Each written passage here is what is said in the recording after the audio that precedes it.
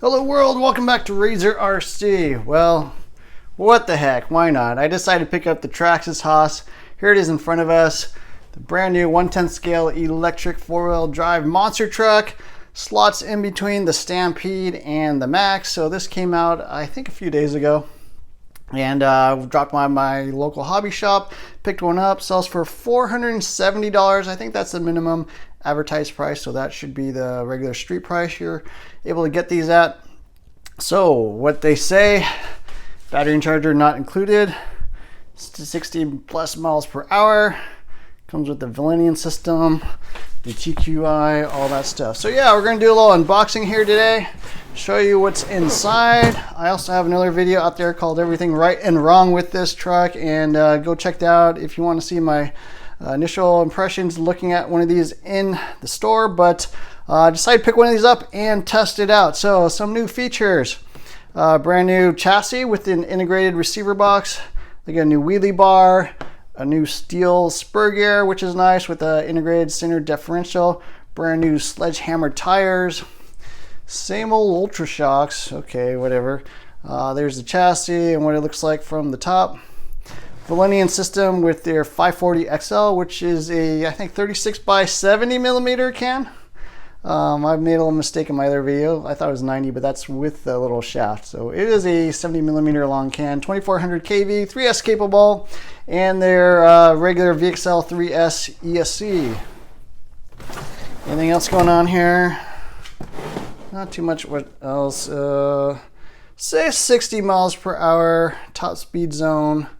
I don't know if that's really true. We'll have to see. I think it's closer to like 50 maybe with optional. I guess if you run a 23 tooth, burn up your ESC and motor, that might happen. So some batteries I recommend. I've got my own batteries and my own chargers, so I'm not going to need to get those. Comes in two different colors, orange and green. You can tell I picked up the green there. And lastly, on the bottom, a couple of the other features: clipless body mount, self-riding, waterproof, and their TQI radio. So yeah, let's pop this thing open. I have not opened it yet, so bust out the knife, cut the seals, try not to kill myself, and yeah, just start pulling stuff out of the box.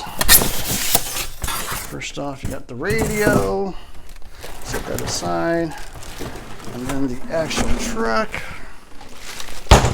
See right there, and then some extra manuals and accessories. So yeah, nothing super exciting here. It's got the plastic Ultra Shocks, which use preload spacers, got different pistons, some tools here in the box, like a little Allen wrench and a little T-wrench, the manual stickers. You don't really care about what's in there.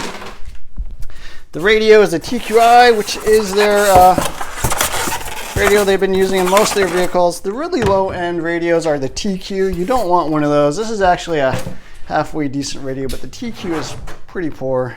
Yeah, so you've seen this before. Two knobs, steering trim, and a multi-function knob, which you can program to do whatever you want. It does have TSM, does have self-writing, a couple buttons on top to go through the menu and program different things. On-off light. And yeah, so my opinion of the TQI, I kind of have a love-hate relationship with this radio.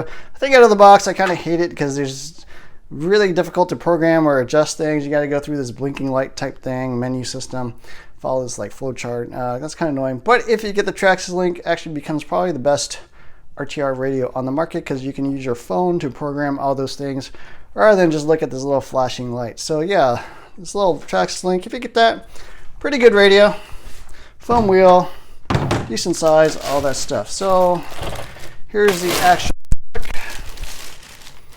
Pull off the plastic.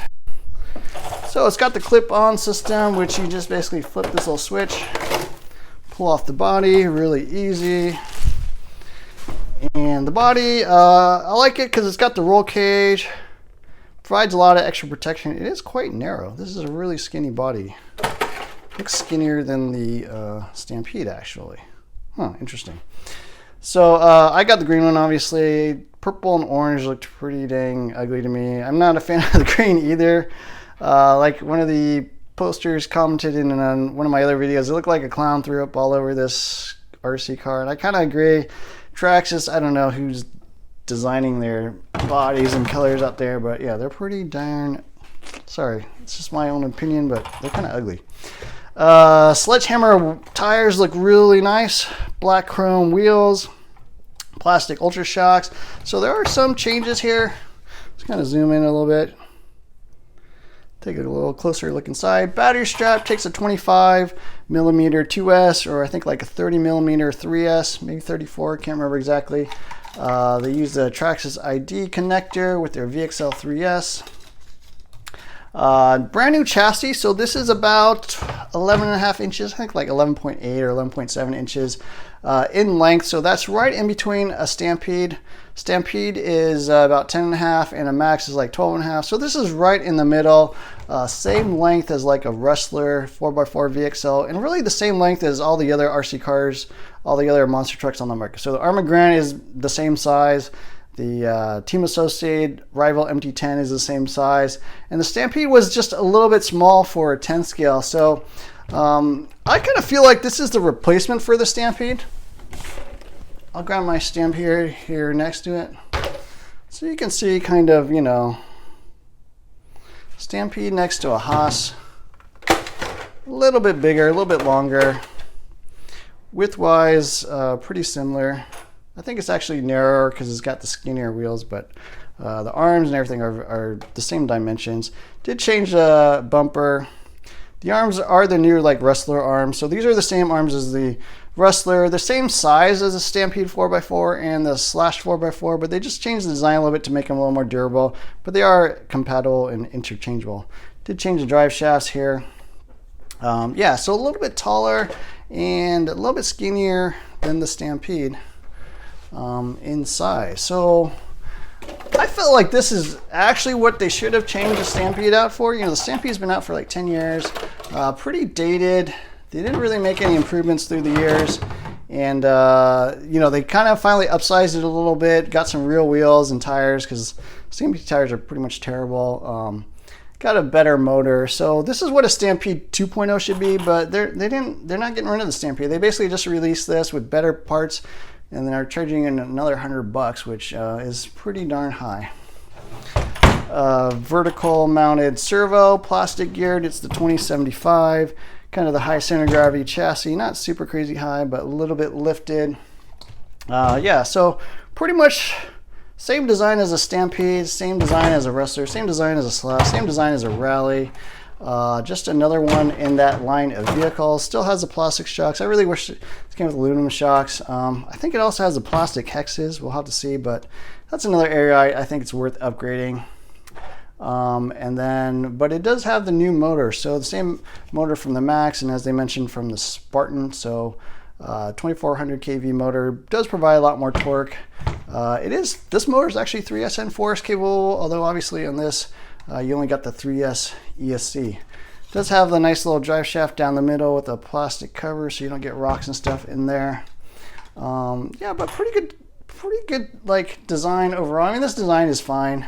A little bit dated, but you know, at least they made some improvements with the steel spur gear. They got kind of the locking little gear mesh there with the inserts on the motor mount. So that is a nice improvement because that was kind of a flaw. You know, on big jumps, this motor would move around and mess up your mesh and mess up your spur gear, and then you'd have to replace it. So yeah, pretty nice overall. Is it worth the price premium, $480? You know, if you're looking at other vehicles on the market, you're looking at the Granite, which is $320.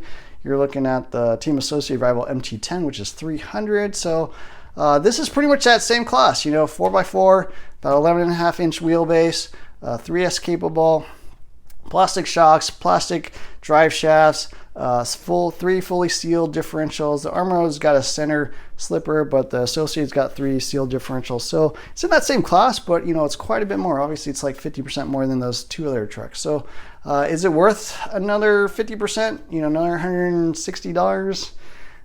Probably not, but we'll have to see. So yeah, there it is, the unboxing of the Traxxas Hoss.